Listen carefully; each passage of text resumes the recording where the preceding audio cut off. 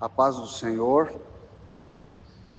Vamos abrir a Bíblia no livro de Esdra, capítulo 5 e capítulo 6. Vamos ler dois capítulos, são 17 no capítulo 5 e 22 no capítulo 6.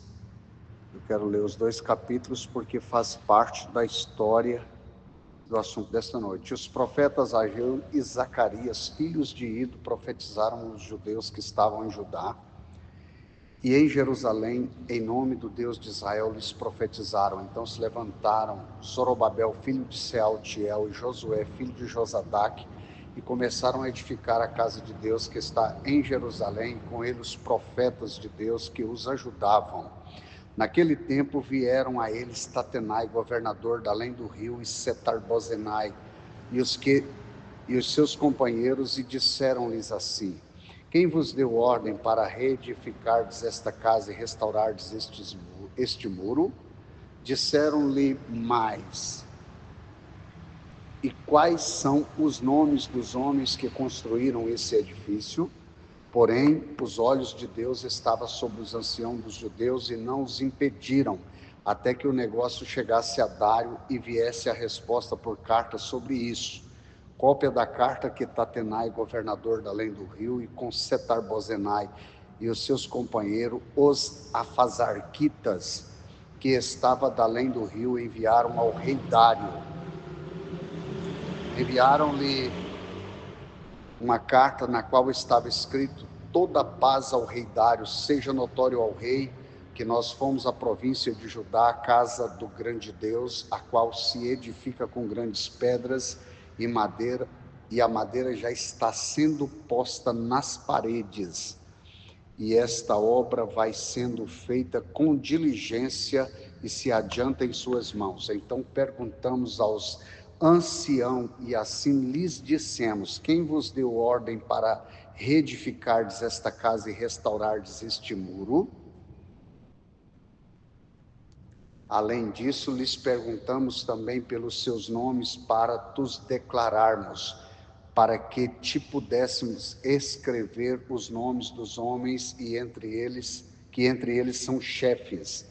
E esta foi a resposta que nos deram: nós somos servos do Deus dos céus e da terra e reedificamos a casa que há muitos anos foi edificada, porque um grande rei de Israel a edificou e terminou. Mas depois que nossos pais provocaram a ira do Deus do céu, ele os entregou nas mãos de Nabucodonosor, rei de Babilônia, o caldeu, o qual destruiu esta casa e transportou o povo para a Babilônia. Porém, no primeiro ano de Ciro, rei da Babilônia, o rei Ciro deu ordem para que a casa de Deus se reedificasse.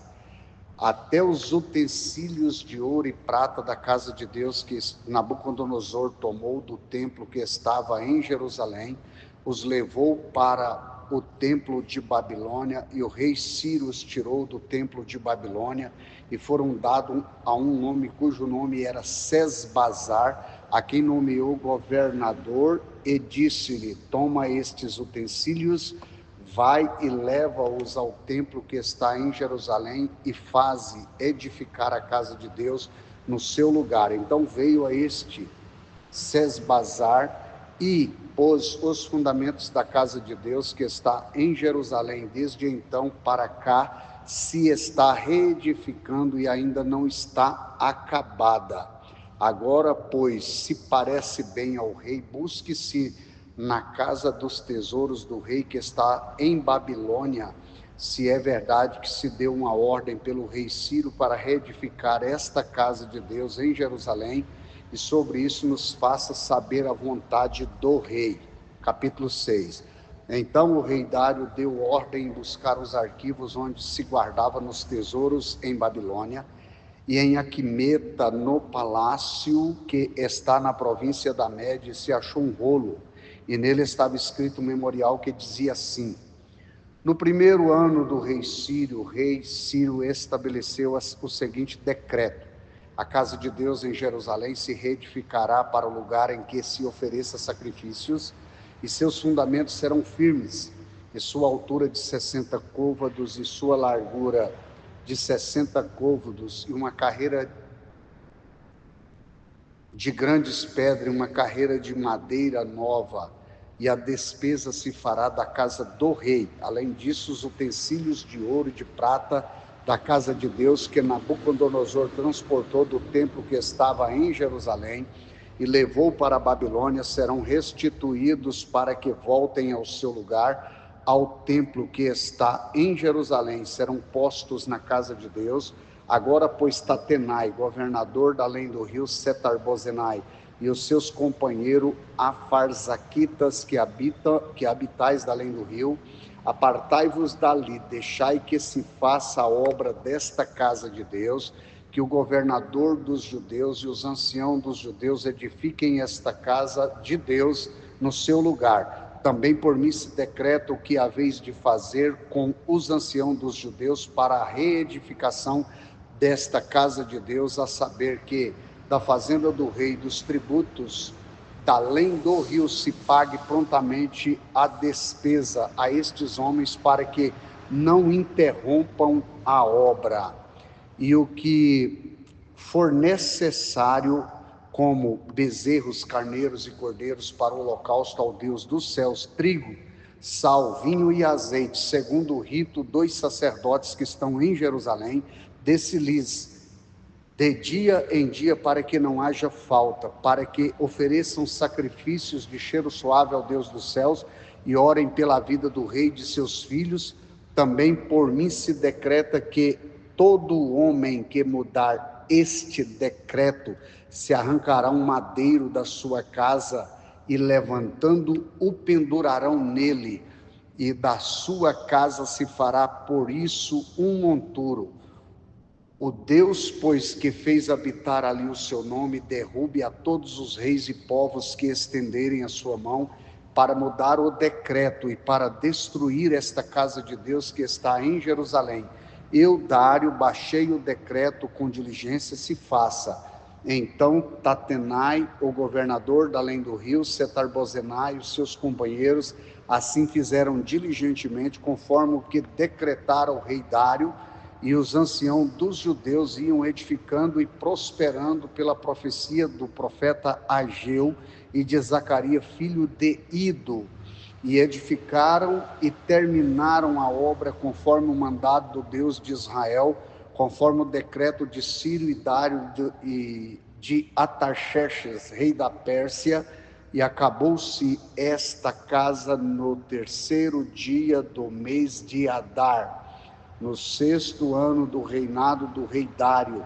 E os filhos de Israel e os sacerdotes, os levitas e o restante dos filhos do cativeiro fizeram a dedicação desta casa de Deus com alegria, e ofereceram para a dedicação da casa de Deus 100 novilhos, 200 carneiros, 400 cordeiros, 12 cabritos, por expiação do pecado de todo Israel, segundo o número das tribos de Israel, e puseram o sacerdote nas suas turmas e os levitas nas suas divisões para o ministério de Deus em Jerusalém, conforme ao que está escrito no livro de Moisés. E os filhos do cativeiro celebraram a Páscoa no dia 14 do 1º mês, porque os sacerdotes levitas se purificaram como se fosse um só homem. Todos estavam limpos e mataram o cordeiro da Páscoa para todos os filhos do cativeiro e para os seus irmãos e os sacerdotes e para si mesmos. Assim comeram a Páscoa os filhos de Israel que tinham voltado do cativeiro, com todos os que com eles se apartaram da imundícia dos gentios da terra para buscarem o Senhor Deus de Israel, e celebraram a festa dos pães asmos por 7 dias com alegria, porque o Senhor o tinha alegrado e tinha mudado o coração do rei da Assíria a favor deles, para lhes fortalecer as mãos na obra da casa do Deus de Israel. 2 capítulos, um pouquinho demorada a leitura, mas para o assunto que eu vou falar é necessário ler esses 2 capítulos. Hoje, como se sabe, foi citado Zorobabel, aqui em Esdras, capítulos 5 e 6. Dário era ainda um simples cidadão, mas ele fizera a Deus um voto que, se um dia ele subisse ao trono e se tornasse rei, ele restituiria o templo em Jerusalém e tudo que estava ainda na Babilônia dos vasos sagrados. Ele era um cidadão comum, e ele promete fazer isso. Quando ele foi proclamado rei, aconteceu que Zorobabel, príncipe dos judeus, que era seu velho amigo, estava próximo dele, e ali confiou a ele e a 2 outros dos seus principais a direção da sua casa e de tudo o que mais de perto se referia à sua pessoa. Aqui entra no cenário Zorobabel, filho de Sealtiel, por ser amigo de Dário. E a grande questão aqui, que o grande rei Dário, no primeiro ano do seu reinado, ele ofereceu um suntuoso banquete aos seus principais auxiliares e aos maiorais dos medos dos persas, aos governadores das 127 províncias sobre as quais estendia o seu domínio, que ia desde a Índia até a Etiópia. Tudo bom? Aqui foi exatamente no banquete que a rainha Vasti perdeu a honra de rainha. Você chegou, já tinha lido, a base da nossa aula hoje, ela está em 2 capítulos de Esdras, capítulo 5, capítulo 6, depois eu vou mandar o escrito em PDF para você dar uma olhada lá. Então, o rei Dário, ele faz o banquete, né, que é o rei Artaxerxes, era um rei persa. Lembra lá dos 4 impérios mundiais? Não era não. Era o Dário, né? É Dário. Então, para você ter uma ideia, a visão da estátua, a cabeça de ouro era a Babilônia, em Nabucodonosor. O peito de prata era Medo Persa. Isso aqui na figura de Dário, né? Dário era de Medo Persa. O ventre de bronze era a Grécia. E os pés, as pernas de ferro e barro era Roma. É tanto que quando Jesus nasceu, quem estava no comando, aliás, quem está até hoje, Roma, né? Que quando a Bíblia fala dos pés ferro e barro, ela sofreu um impacto, mas continuou sendo no domínio. Não quero entrar nesse detalhe, porque a aula hoje é um pouco prolixa, mas nesse banquete que foi dado, aqui entra a figura de Zorobabel, filho de Sealtiel, que foi o construtor do templo pós-cativeiro, o retorno do cativeiro. A gente tem a história aí do templo de Salomão, né, que foi derrubado. Aí depois vem o templo construído por Zorobabel. Quando Dário não era uma pessoa comum, ele fez um voto a Deus. Flávio José disse que ele fez um voto a Deus, que se ele chegasse ao poder, ele ia reconstruir o templo de Jerusalém, que Nabucodonosor tinha derrubado. E ele era só um homem comum. E o seu velho amigo, ele tinha 3 amigos, 2 aqui não falo o nome deles, mas um deles era Zorobabel, filho de Sealtiel, que foi o construtor do templo, inclusive, né? E quando a gente pega aqui na história, esse rei, o reinado da Pérsia, ele foi muito longe, ele saiu da Índia à Etiópia, pra você ter uma ideia. Eram 127 províncias. O camarada tinha um governo extraordinário. Então, ele faz esse banquete. Quando ele termina o banquete, todos se retiraram. Dário resolveu dormir um pouco, mas logo ele acorda, e não podendo conciliar ali o sono novamente, o que ele faz? Ele pôs-se a conversar com aqueles 3 oficiais, que um deles era Zorobabel. E ele apresenta um desafio para eles. Aqui ele promete conceder ao que melhor resolvesse o problema que ele iria propor. Ele iria vestir esse camarada de púrpura, ia permitir que essa pessoa usasse um colar de ouro, passeasse num carro em que os arreios dos cavalos eram de ouro, essa é a promessa de Dário, usasse uma tiara de linho fino, se sentasse perto dele e fosse considerado seu parente. Essa era a proposta para quem melhor resolvesse os 3 problemas que ele ia propor. Então o rei, ele chega para os 3, que um deles é Zorobabel, o qual ficou por último para resolver problema, e pergunta ao primeiro se a coisa mais forte de todas as coisas do mundo não era o vinho. Ao segundo, se não eram os reis, e ao terceiro, que era Zorobabel, se não eram as mulheres ou a verdade. Esses 2 temas ficaram com Zorobabel. Então, como teve uma ordem, cada um deles ia dispor de um tempo para demonstrar quem fosse a pessoa mais sábia. E aqui ele deu tempo para eles pensarem, para eles refletirem. No dia seguinte, pela manhã, ele manda chamar os príncipes, os grandes senhores da Pérsia e da Média, lembra? Da Índia à Etiópia, sentou-se no trono de onde costumava distribuir justiça e ordenou aos 3 oficiais que respondessem na presença de toda a assembleia as perguntas que ele tinha feito. Qual que eram as perguntas? O que era a coisa mais poderosa? O vinho?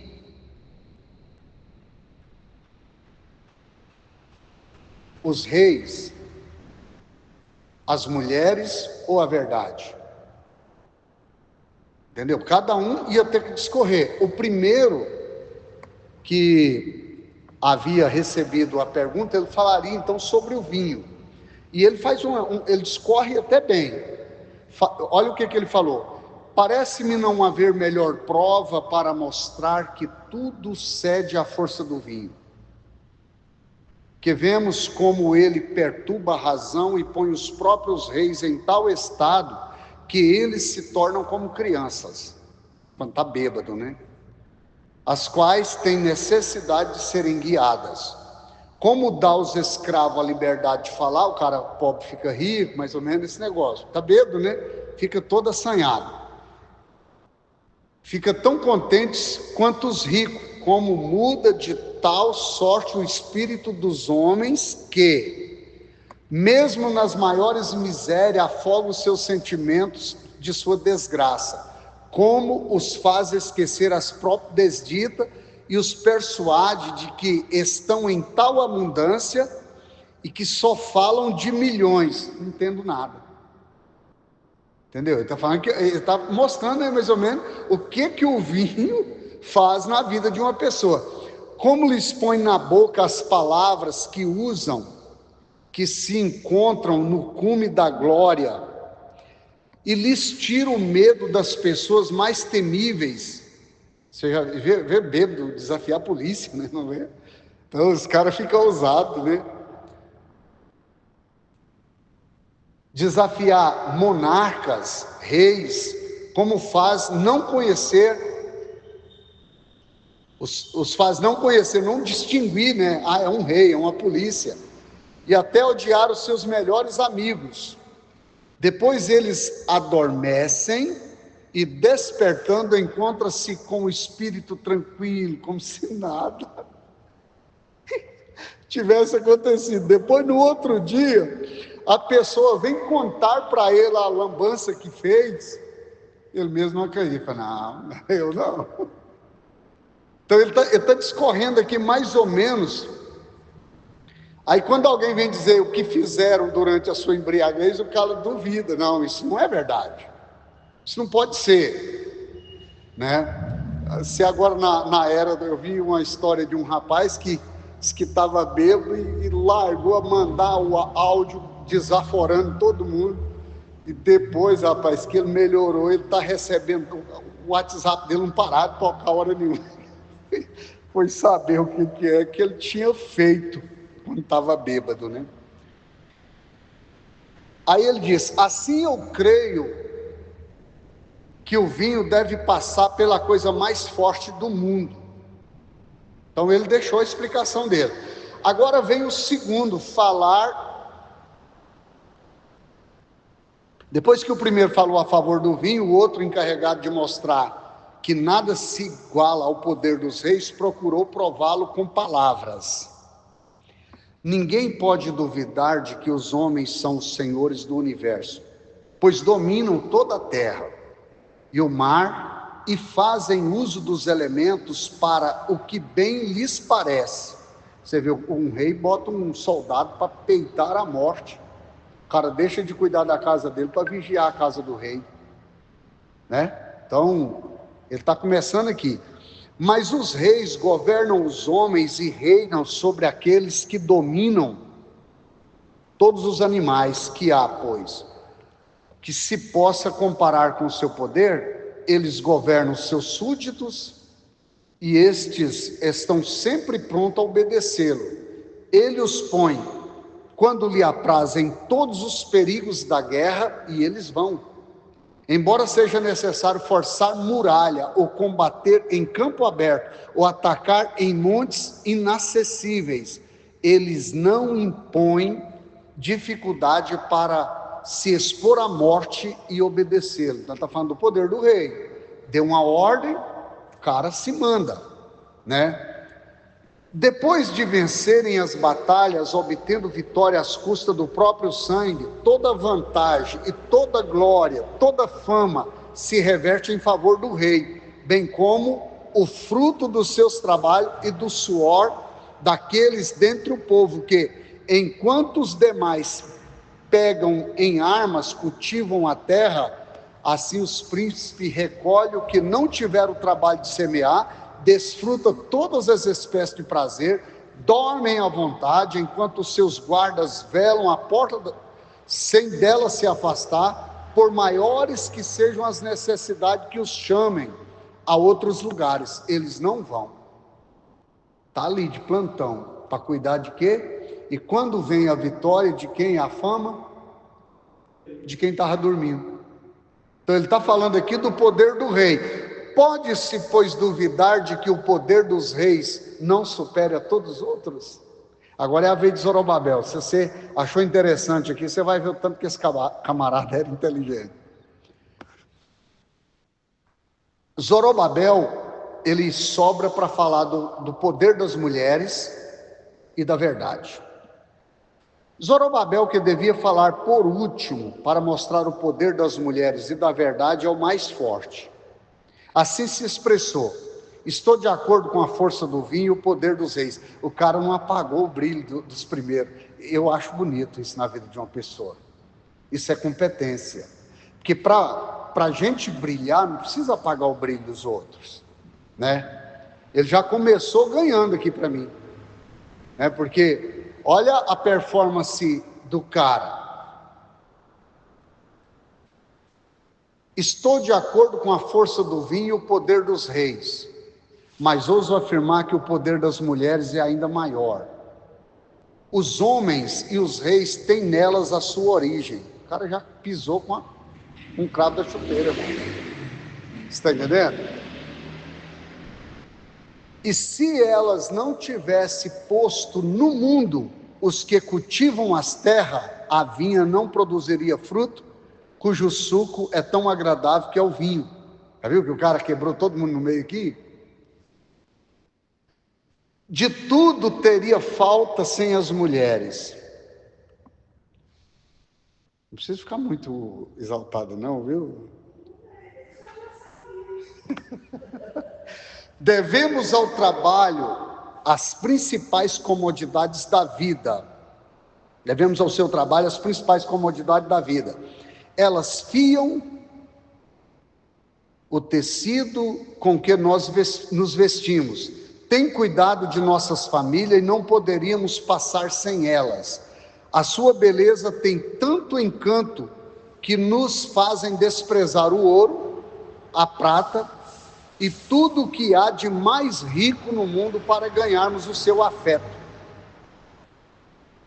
Ele já começou ganhando aqui.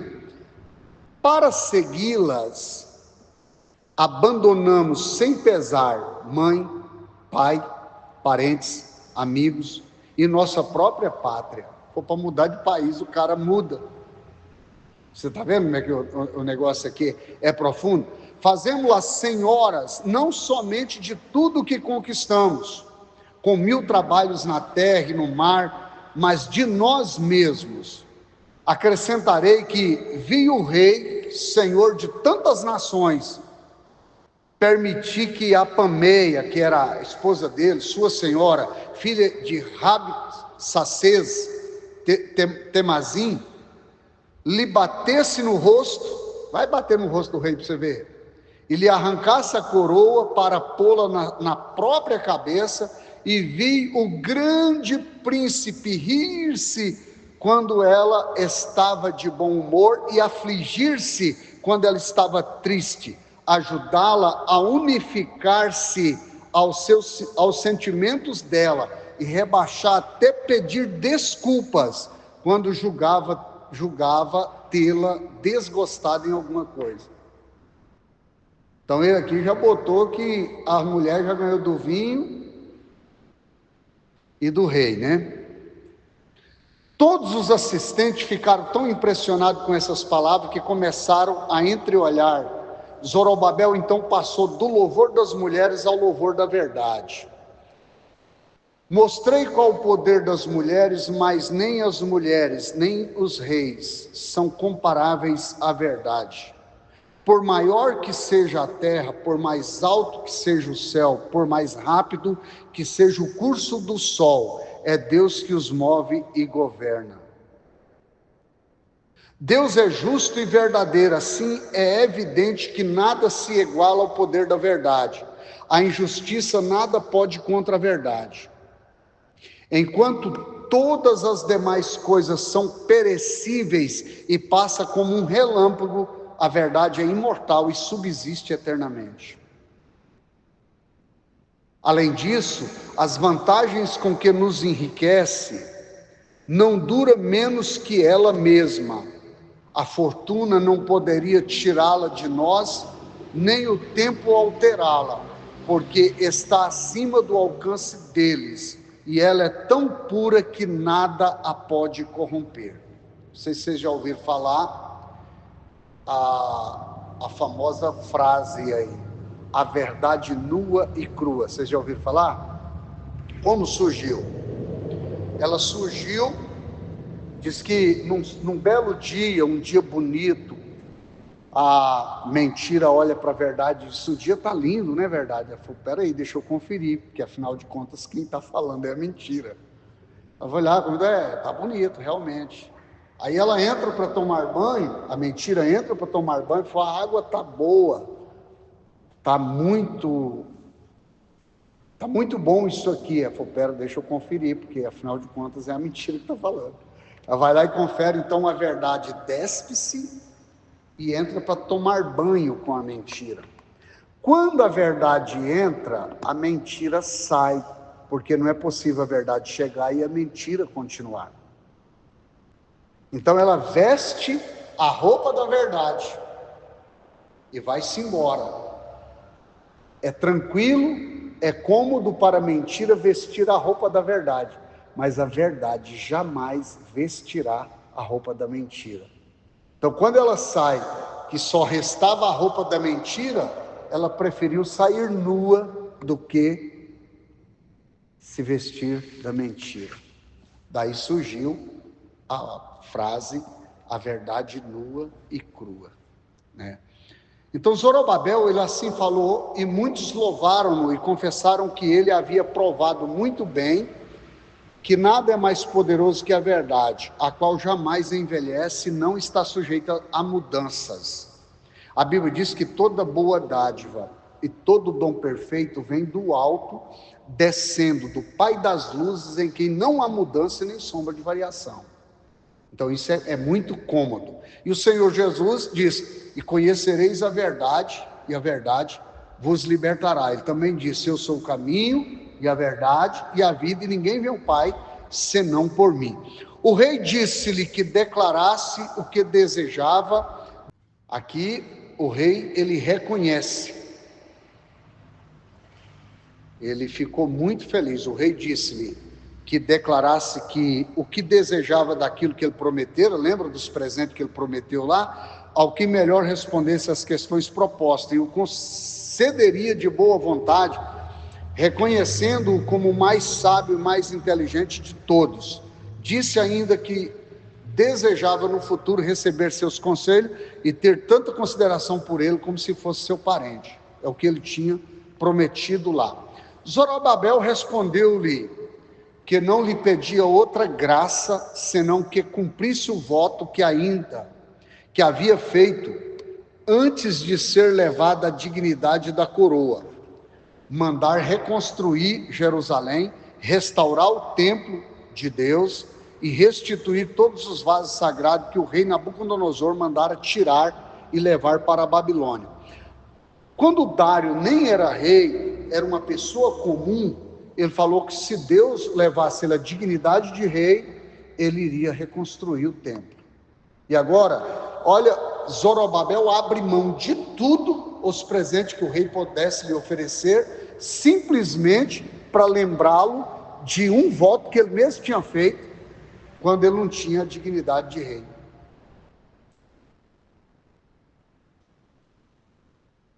O rei então levantou-se do trono com o rosto alegre, beijou Zorobabel e ordenou que se escrevesse aos governadores das províncias para que o ajudasse a reconstruir o templo, bem como aos que acompanhassem na viagem a Jerusalém. Deu também aos magistrados da Síria, da Fenícia, ordem para que mandassem cortar cedros sobre o monte Líbano e os fizesse levar a Jerusalém para que ajudasse os que iam reconstruir a cidade. Você vê que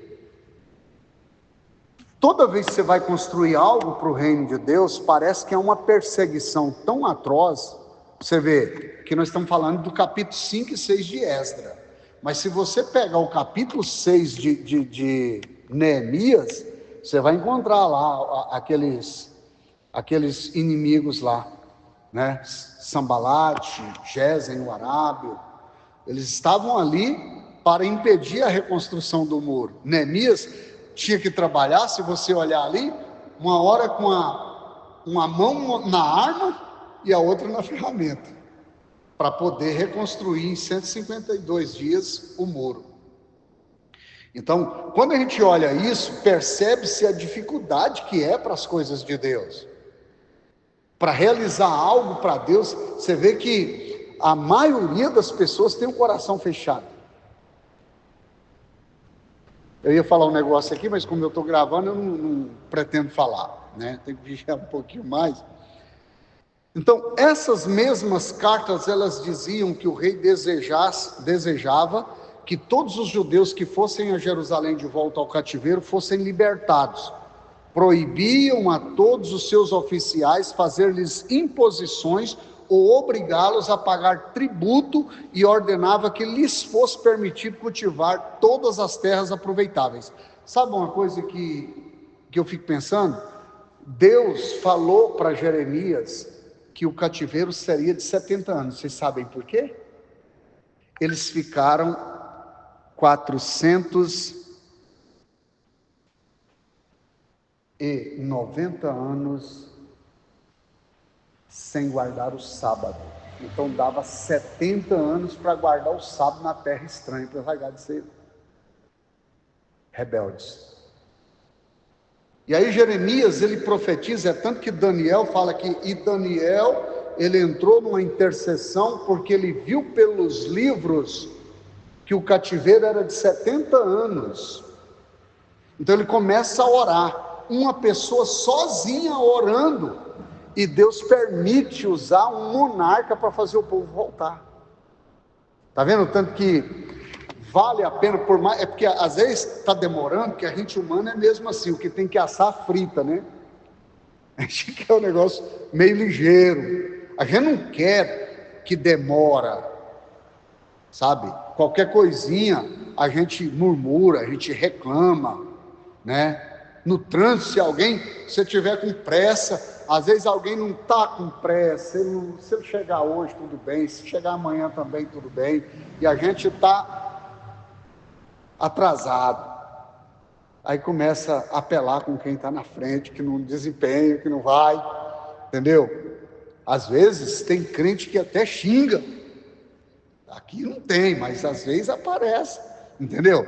Então, quando a gente olha isso aqui, a gente percebe o rei trabalhando e dizendo assim: permita cultivar. Qualquer que tiver cativo, libera para voltar. Deixa voltar.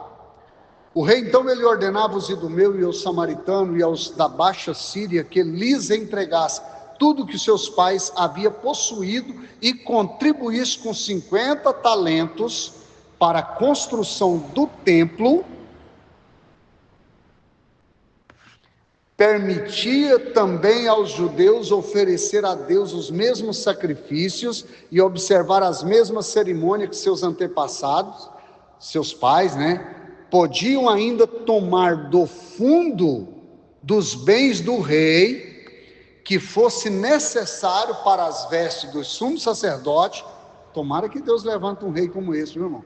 E dos outros sacerdotes, para os instrumentos de música com os quais os levitas cantavam louvores a Deus.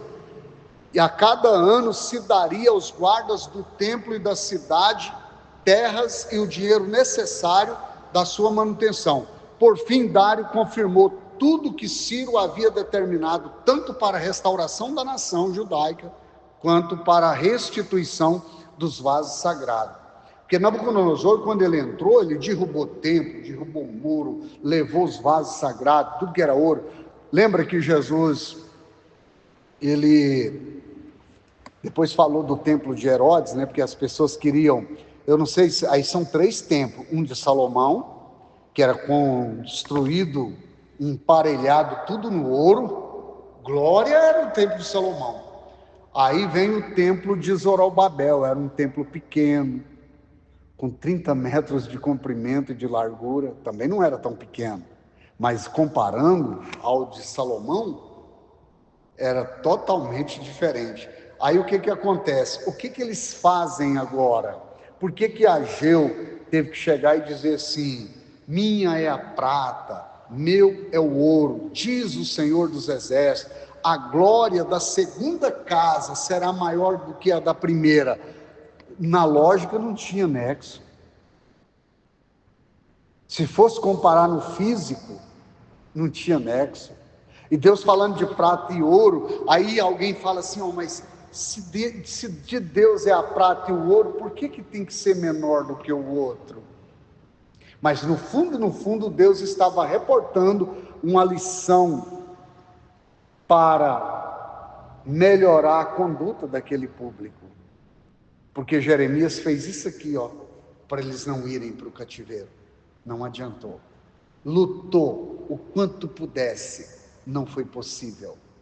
Eles preferiram ser desobedientes e ir para o cativeiro. Se você olhar lá em Jeremias capítulo 9, ele disse assim: tomara os meus olhos se tornassem rio,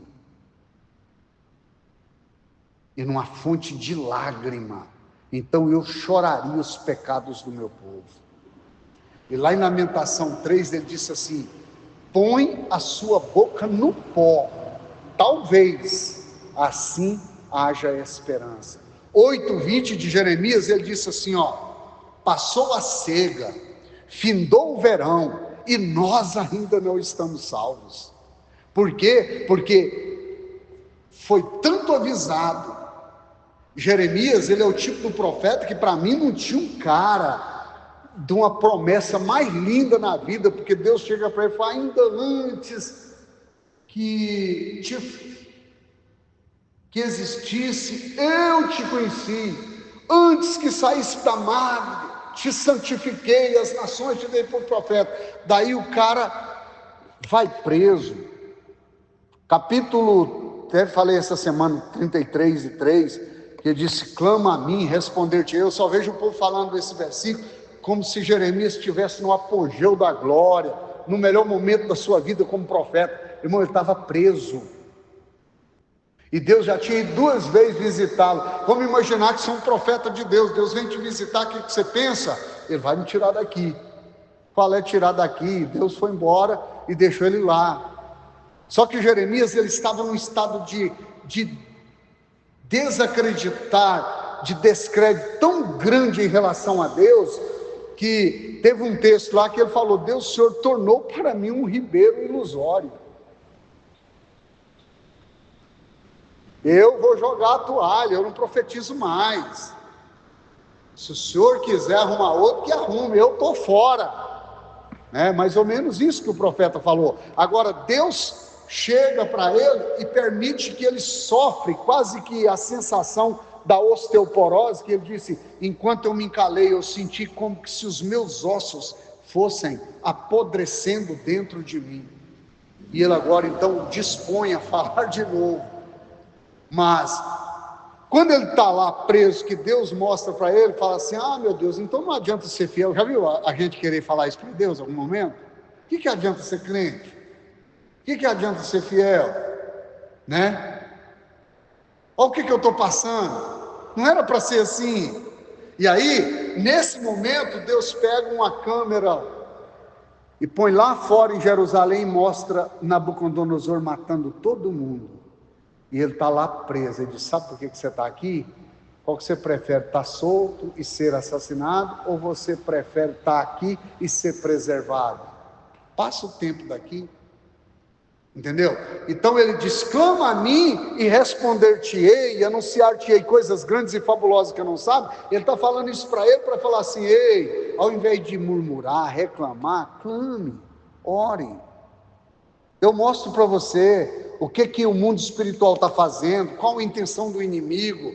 Porque se a gente brincar de ser crente, ele pode até brincar, mas o diabo não brinca de ser diabo. Ele continua sendo diabo. Ele não arriou para Jesus lá em Jericó, ele peitou Jesus, ele disse: tu és o Filho de Deus, manda que as pedras se transformem em pães. Ele não está nem aí.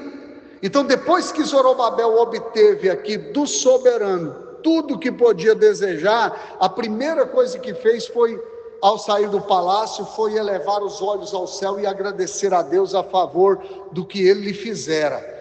Ou seja, torná-lo perante o príncipe o mais hábil e inteligente de todos, e confessou que devia toda a sua felicidade ao auxílio de Deus, e pediu que ele continuasse ajudando. Irmãos, toda conquista nossa, a partir de amanhecer vivo, a gente tinha que levantar as mãos para o céu e dizer: Deus, obrigado pela vida. Deitei e dormi, acordei porque o Senhor me sustentou. Quando chegou a Babilônia, ele deu essa grata notícia aos da sua nação. Eles também deram graças a Deus por ele haver permitido que se restabelecesse em sua pátria, e passaram 7 dias inteiros em festa de regozijo. Vamos festar, vamos agradecer, vamos nos alegrar diante de Deus. As famílias escolheram em seguida pessoas de sua tribo para que fossem levadas a Jerusalém, e procuraram cavalos e outros animais para carregar as suas mulheres e filhos. Assim, uma grande multidão de todas as idades e ambos os sexos, guiada por aqueles que Dário havia posto à frente, fez toda a caminhada com incrível alegria, som de flauta e de tímbalos. Às vezes eu fico pensando o quanto Deus, às vezes eu fico pensando assim: viu a chuva de ontem à tarde? Irmão, às vezes a gente está numa casa mais ou menos, mas pensa em alguém que passou aquelas horas todinha tentando sustentar, tirar água de dentro de casa. E às vezes a gente não é grato por isso. Todo dia a gente tem o pão. E quanta gente às vezes tem que virar a lata do lixo para comer. A gente tem 1000 razões para agradecer Deus toda hora. Quantas pessoas tão novas, é uma nota de falecimento, às vezes eu fico pensando, vocês já passaram algum perrengue assim, falar assim: poxa vida, será que eu vou escapar disso? Você vê aquelas enchentes lá, que os caras perdem tudo, igual teve aquela lá no Rio Grande do Sul, que acabou, tinha camarada que não achava nem a localização geográfica do lote, porque a água destruiu tanta performance do terreno, que não sabia nem onde era mais.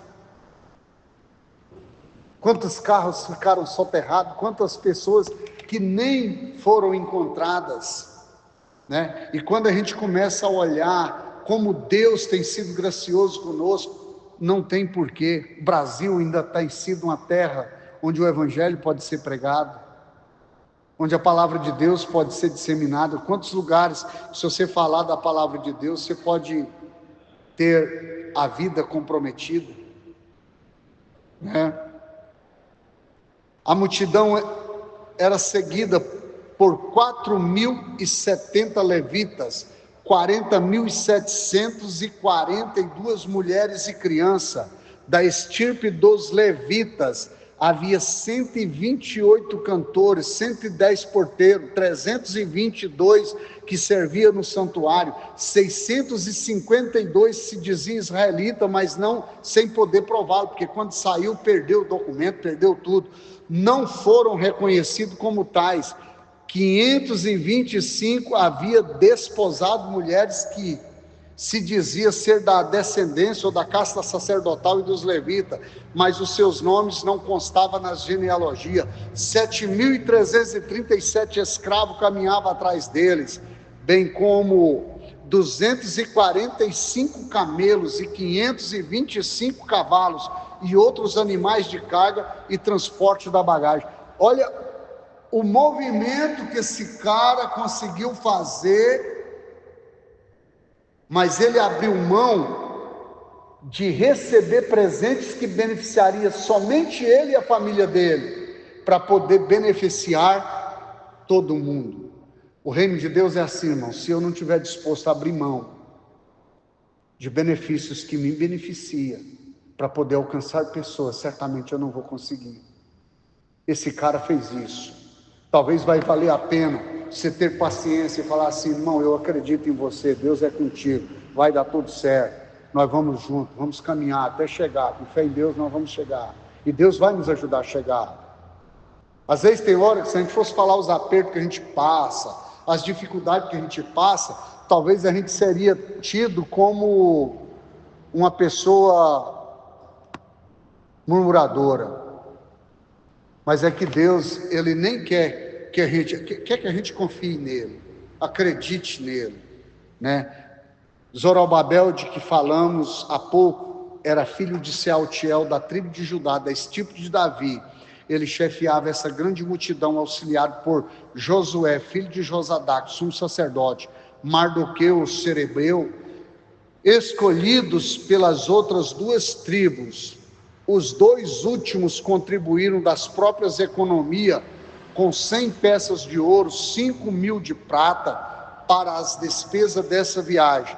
Os sacerdotes e os levitas, uma parte do povo judeu que estava na Babilônia, voltaram para morar novamente em Jerusalém, que lá ficaram e acompanharam durante uma parte do caminho e depois retornaram. Sabe o que eu fico pensando? Só por causa da decisão de um homem abrir mão de favores que o enriqueceria. Ele não precisava. É igual Neemias. Neemias era copeiro do rei. Um dia ele vai entregar o suco do rei, ou água, o que foi. O rei olha para ele e fala assim: eu estou vendo que o seu semblante está triste. Há uma tristeza no seu olhar. E ele chega para o rei, ele achou que isso poderia ser até perigoso para ele. Como poderia estar alegre se a cidade dos sepulcros dos meus pais foi destruída, o templo foi derribado, os muros derribados, os portões queimados a fogo, e os meus patrícios e irmãos estão lá em profunda miséria. O que o rei faz? Você está autorizado a ir lá. Entendeu? Ele abre mão de estar no palácio para ir para um lugar onde ele iria encontrar resistência, perseguição, reprovação. Lembra lá daquele cara lá, falou para ele assim: vem no vale de Ono, entra no templo. Ele falou: como pode um homem como eu entrar no templo e sair vivo? Eu não sou sacerdote, só o sacerdote pode entrar. Entendeu? E quando a gente olha aqui em Neemias, capítulo 6 de Neemias, a gente pode ver aqui, eu vou ler só para vocês escutarem. Sucedeu mais que, ouvindo Sambalate, Tobias, Gesem, o arábio, e o resto dos nossos inimigos, que eu tinha edificado o muro, e que neles já não havia brecha alguma, ainda que até esse tempo não tinha posto as portas nos portais. Sambalate, Gesem enviaram a dizer-me: vem, congreguemos no vale de Ono, nas aldeias. Porém, intentavam fazer-me mal.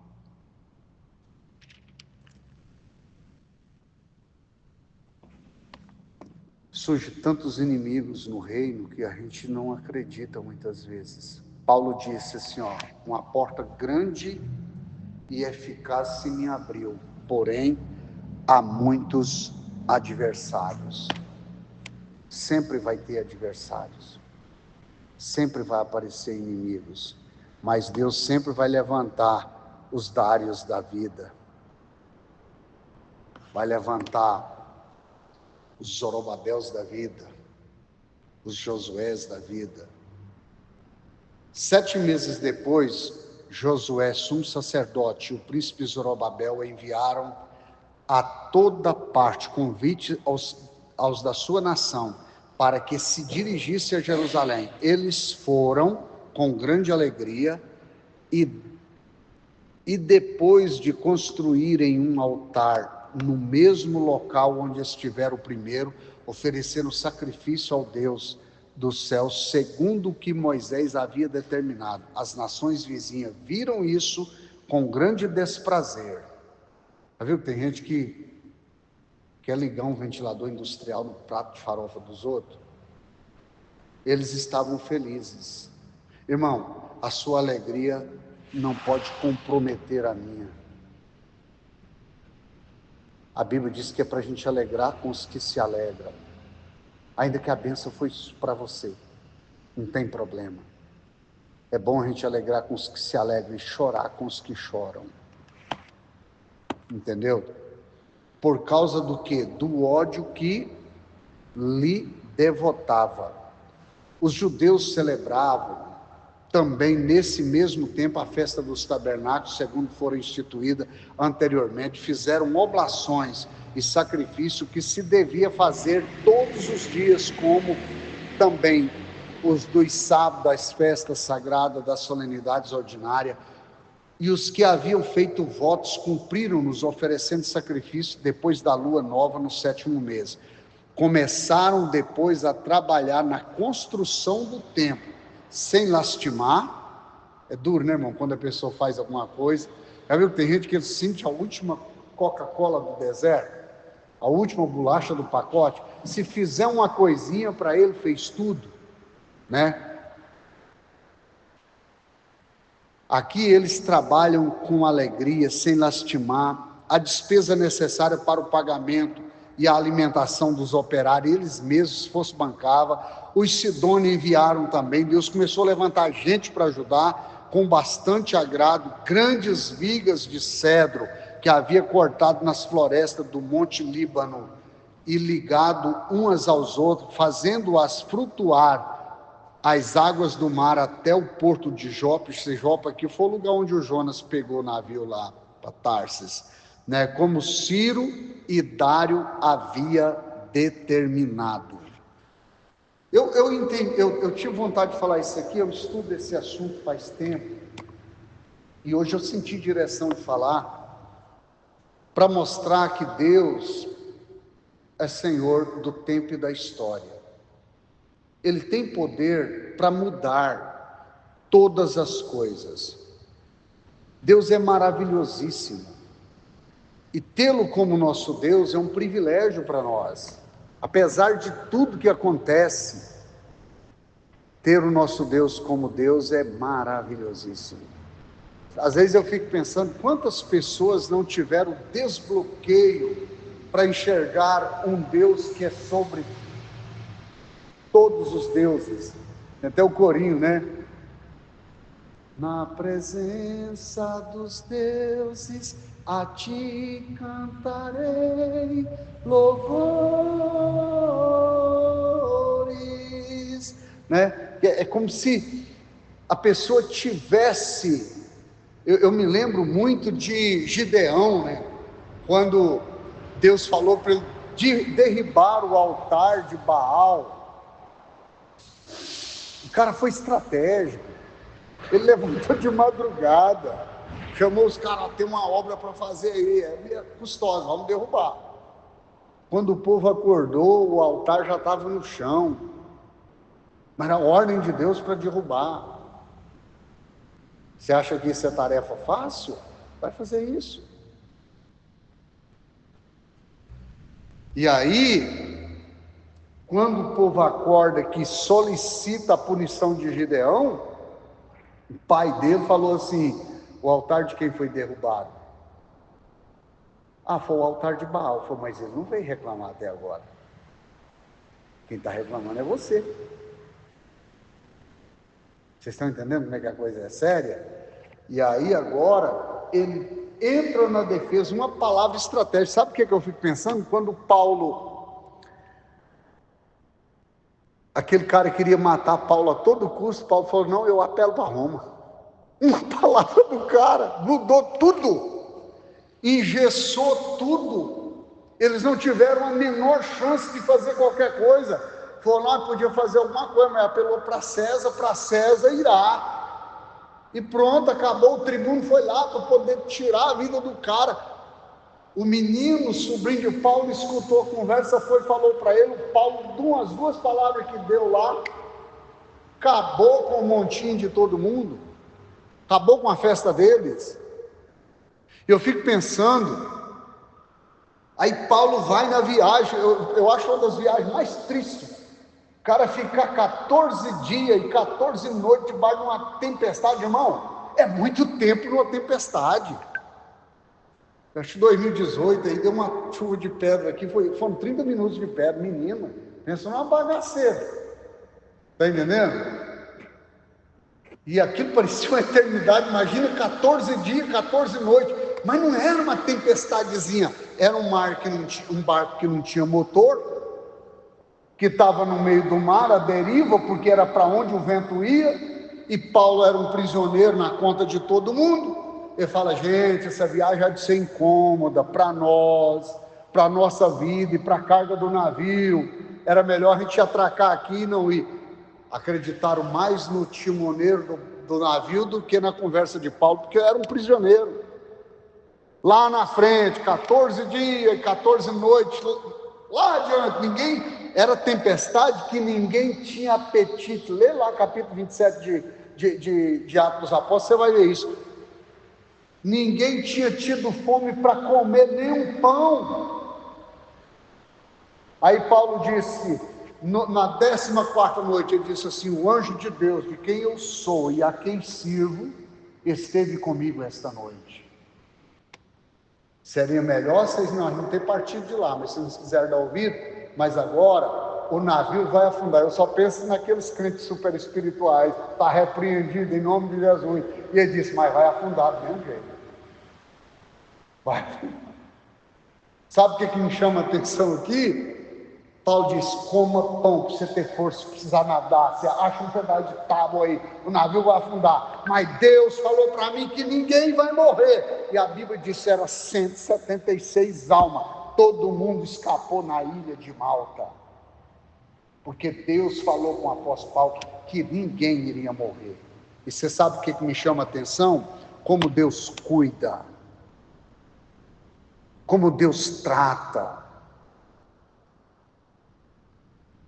Se Deus mostrasse os livramentos que Ele dá para a gente no trânsito, a gente não tinha coragem nem de dirigir, sabia? Imagina um cara entrar num Fusca e ir lá para o Maranhão. Pensa aí. Não tem nada contra. Mas se Deus falar assim, você vai e volta porque eu estou contigo. Eu guardo você, eu protejo você, eu cuido de você. Então isso é maravilhoso, irmãos. Eu quero encerrar por aqui a nossa aula de hoje, agradecendo a você que esteve aqui no culto e quem vai ouvir esta mensagem posteriormente. Deus abençoe a todos. Muito obrigado.